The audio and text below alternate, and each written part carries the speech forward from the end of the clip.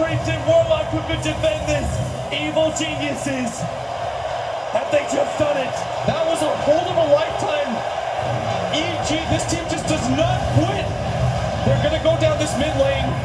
They're going to start with the illusions on Universe. This army by himself going to be able to do it, and this Axe in 30 short seconds going to be able to respawn. Ehome going to have to hold for 90 seconds without this jug. They're starting to make their way down. Are they actually going to be able to do this? They're halfway through. They've crossed over the river. They're about to go high ground, but Beastmaster and Warlock are about to come back. Evil geniuses. They can't end this game yet. They're going to try, though. They're going to try for a defensive travel and a divine wave here. For Universe, they know this is the end game scenario. 60 seconds without this jug. Ehome, can they hold EG? Confident they can. Smear's coming up as well. The tier 4 is being beaten on. It begins the jump forward. So now, are they going on Finrear? No chaotic offering it on. On the deck and George. And take them out. Ehome. Finrear on the team. Also throws score down. The Cross down to have victory. Ehome can't do that. Game 1. It's over. Evil geniuses. The impossible comeback made possible by EG. I can safely say I've never seen something like that. EG held on for so long. No buybacks available, but with 3 heroes and all Dagons, they managed to hold their base. So resilient throughout this entire game. 20k lead at one point for Ehome. Even Mega Creeps weren't able to do it, and they're going to walk away with game number 1. Hard-fought victory for them. Relief, pure joy, so many emotions on the Evil Geniuses players' faces. The crowd is going absolutely insane, and the series is not over. This is just game number 1 of EG and Ehome. I have never seen a game played out like that. Unbelievable. It goes to the bitter end. Ehome, they thought they had it in so many points. The beginning of the game, the laning phase was all theirs, and then it turned back. Then, mid-game, it looked okay, still not enough. EG control, and all the way to late game against Mega Creeps. Ehome thought that has to be it. That they had to have broken EG, and it still wasn't enough. That had to have been one of the top 3 games I've seen at the International ever played. Well done by EG. For Ehome, this has to just kind of demoralize them at least a little bit. At least a little bit, but you have to say, Ehome, they controlled that game beautifully. Even if they lost it, they proved they can go the distance with EG, and they can still take this series back into their hands. Game 1 is over. Panel, what the hell is going on at the desk right now? Because I'm sure you guys have got to be going just as crazy as us over here. Cap, I can't even keep my hands straight right now. That game was out of control. That's a game that just makes you love Dota 2. That is crazy.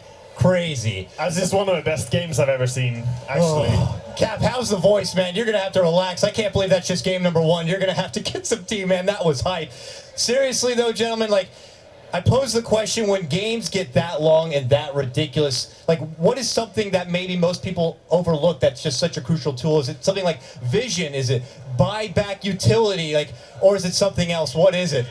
I think in a game like that, I don't even know. It was the Dagons in the late game that made the biggest difference for them. Yeah. It was the maneuverability of their heroes constantly force-staffing each other out. And the biggest thing was just that EG weren't afraid to play for the win. They kept running at Ehome, and they eventually made it happen for them. I can't say it better.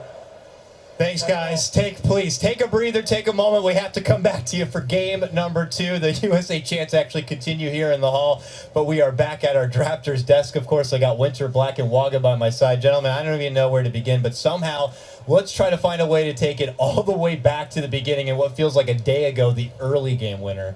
Let's touch on it. Oh, I just want to say, dude, you were right. You're the carry and the golems are around you and you just die. Yeah. The Beastmaster Roar? I mean, they did so much damage. They were bloodlusted too. They were just gonna. How much is it? Plus 60 per hit? Actually, 4? Yeah. It's crazy. And they had so much attack speed as well. They had the Beastmaster, the Bloodlust, and then the Necro Aura as well. They ended up almost hitting twice as fast as they normally do. That was actually the strat, you know, the bloodlust and all the auras for the rock. That was the strat. Might very well be. We saw it right there, Suma1l and Mirana. You can see it right here. The numbers on the board. Your MVP for this match. Can't really blame it. Some clutch arrows and dig and plays there at the very end. Axe is the MVP. You think Axe is the MVP? All right. Well, how about fair enough? I mean, I played with ISS. He's really obnoxious to lane against. He like always makes you like hate Dota when you play against him. Like he was one of the first people who started that creep aggro thing, and was like I was always really amazed. Like when I laned against him, I hated it. When I had him on my team, the enemies hated it. Like, Now we were touching on it a bit. Fans felt Suma1l on the Mirana was MVP for EG. Winter's over here trying to make a case for Axe, so I'll let you make your case first, and I'll let the gentleman over in the end respond. Oh, Winter. thanks, Dakota. No problem, Winter.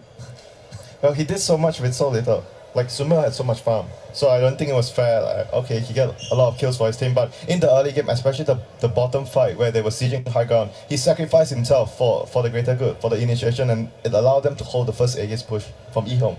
I can't imagine that's like one of the toughest tasks for someone to do. I mean, Axe isn't the biggest dominant force typically in the late game, but somehow Fear makes it Yeah, work. he had a bad laning phase as well. Like, everything wasn't going well for him, but he still did so much for his team. He was so reliable for his team throughout the game.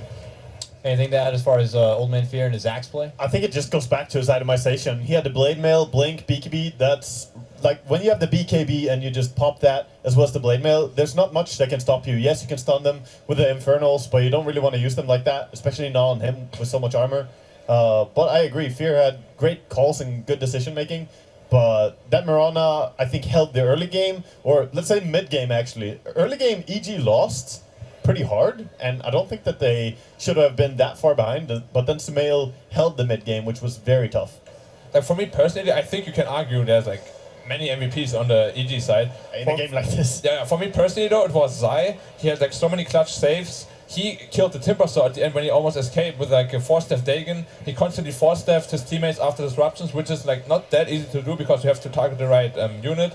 Like for me personally, he's the MVP of the game, like in the late game stage. But of course, in that game, like it was a team effort. Like Yeah. I mean, on top of that, itemization by the Void was extremely good because Fear on like the so-called position 1 role, he couldn't do damage. So Void didn't get a blink, he went Manta, Diffusal, Silver Age, he had a lot of damage. So to make up for the fact that X couldn't do damage that game, and Mirana went all out on spell damage. So all in all, very, very good itemization for the whole team. Yeah, Void even grabbed up a rapier at the end just to make sure they could do as much deep as possible in that base.